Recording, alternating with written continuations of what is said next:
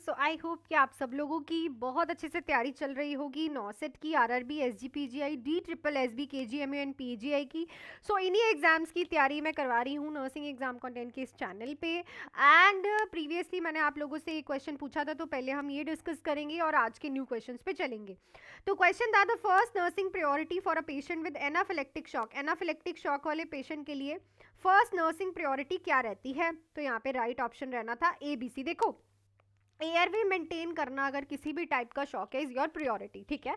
तो जब भी आपको प्रायोरिटी इन द शॉक आए, एनाफिलेक्टिक शॉक आए, तो यहाँ पे जो हमारा प्रायोरिटी एक्शन रहता है इज टू एयरवे को मेंटेन करना, ठीक है। तो सबसे पहला, क्योंकि हमें ऑप्शन में दिख गया ना एयरवे, तो हम एयरवे को ही टिक लगाएंगे, ठीक है। चलो नेक्स्ट क्वेश्चन पे चलते हैं। वीडियो को शेयर लाइक जरूर कर देना, चैनल को सब्सक्राइब भी, ठीक है।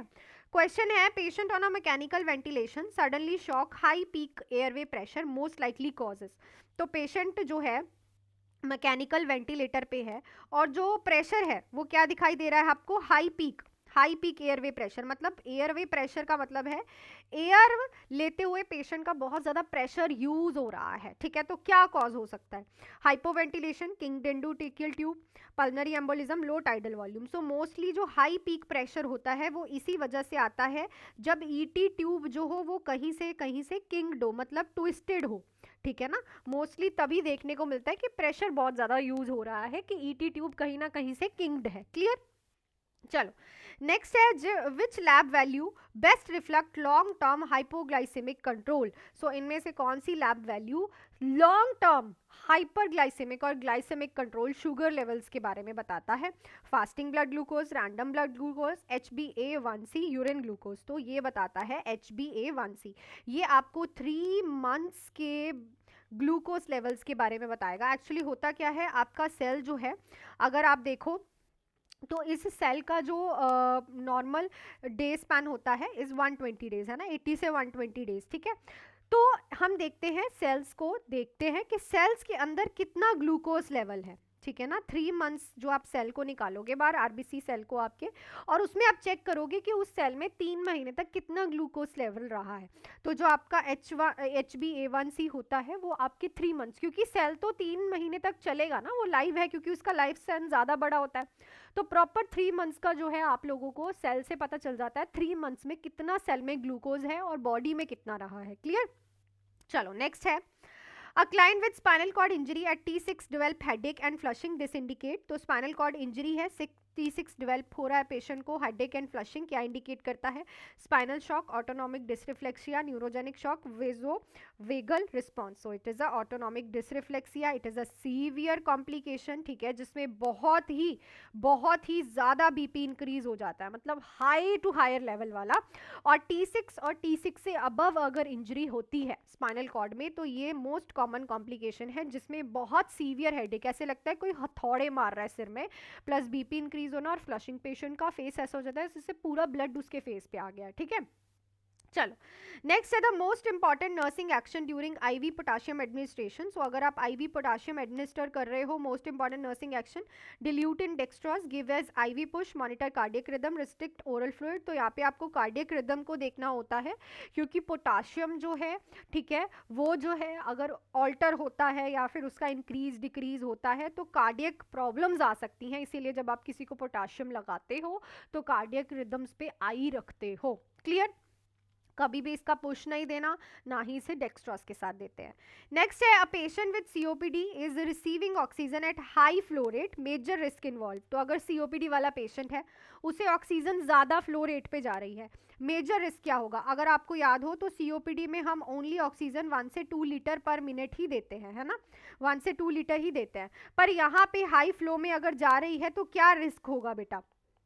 ठीक है, oxygen toxicity, respiratory alkalosis, loss of hypoxic drive, carbon monoxide poisoning. So यहाँ पे हाइपोक्सिक जो ड्राइव होती है उसका लॉस हो जाएगा, ठीक है ना। हाइपोक्सिक ड्राइव, बहुत ज़्यादा रिटेंशन हो जाएगी अंदर, CO2 में ऑलरेडी, जो COPD में है CO2 ऑलरेडी रिटेन्ड होती है, उसके साथ ऑक्सीजन भी रिटेन्ड हो जाएगी, तो बहुत ज़्यादा दिक्कत हो जाएगी। क्लियर?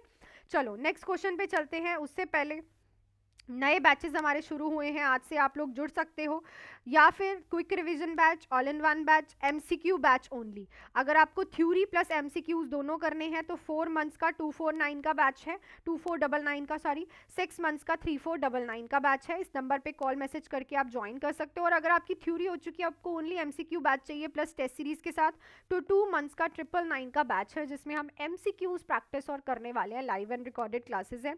इसमें आपको live and recorded full theory, MCQs, test series, non nursing classes मिलेंगी, और इसमें आपको MCQ classes plus test series मिलेंगी फॉर 2 मंथ्स, ठीक है।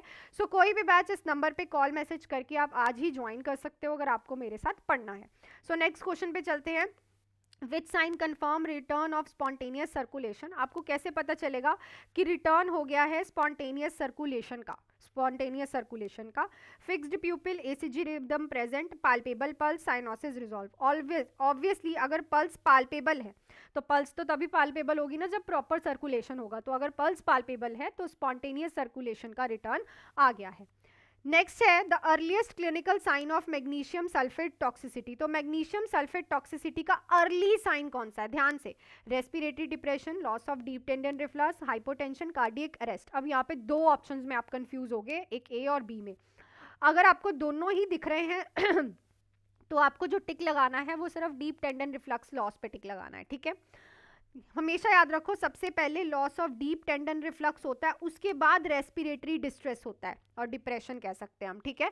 अगर आपको ये नहीं दिखता तो आप इसको टिक लगाते, क्लियर ना। पर अगर दोनों ही ऑप्शन है तो आपका प्रायोरिटी रहेगा डीप टेंडन रिफ्लक्स का लॉस होना।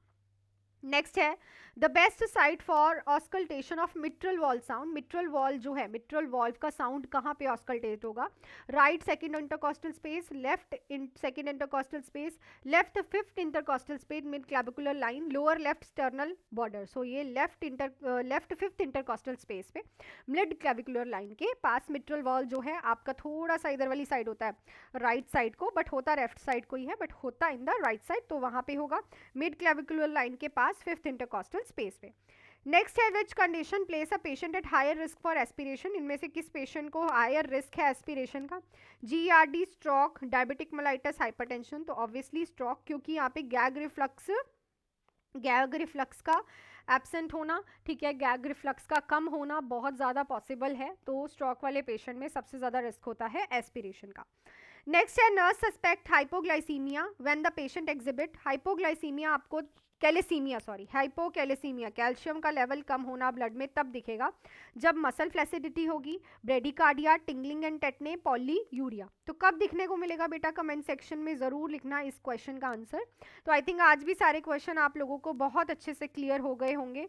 नेक्स्ट क्वेश्चन करेंगे हम कल। टिल देन आप लोग जुड़ सकते हैं। थ्योरी और एमसीक्यूज वाला बैच ये है और ओनली एमसीक्यू वाला बैच ये है इनमें। और मिलती हूँ आपको नेक्स्ट क्लास में। Till then do hard work, make your parents proud and all the best.